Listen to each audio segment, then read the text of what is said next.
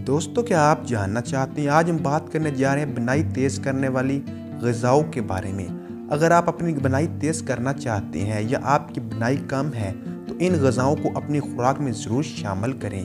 ताज़ा गाजर का जूस निहार मुँह ज़रूर इस्तेमाल करें। पिस्ते को दूध में घोल कर इस्तेमाल करें। सफ़ेद मुर्गे का गोश्त या यखनी का इस्तेमाल करें।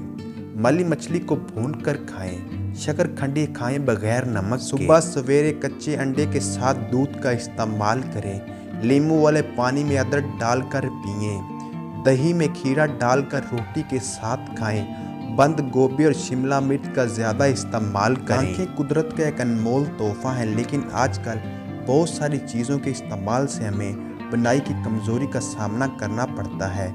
इसी तरह बच्चों को भी बनाई के मुतालिक बहुत से मसाइल दरपेश और बनाई की कमज़ोरी के बाइस ऐनक का इस्तेमाल करने पर मजबूर हैं। अमूमन सेहत की बेहतरी के लिए तो अच्छी ग़िज़ा का इस्तेमाल बेहद ज़रूरी है। कुछ ग़िज़ाएँ ऐसे विटामिन पर मुश्तमिल होती हैं जो आपकी कुदरती बसारत को बेहतर बनाने का काम करती हैं। आँखें चूँकि एक कुदरत का अता करदा तोहफ़ा हैं, लेकिन हम में से बहुत से अफराद अपनी आँखों की सेहत का बिल्कुल भी ख्याल नहीं रखते, जिसकी वजह से इनकी आंखें बहुत जल्दी ख़राब हो जाती हैं। हम अपने घरों में दस्तयाब बाज़ ग़िज़ाओं के ज़रिए ख़ुद को नज़र से मुतल्लिक़ मसाइल से बचा सकते हैं। आँखों से मुतल्लिक़ हम जिन मसाइल से दो चार होते हैं, इनमें आँखों को लाल होना, आँखों में खुश्की और आँखों में ख़ारिश का होना शामिल है।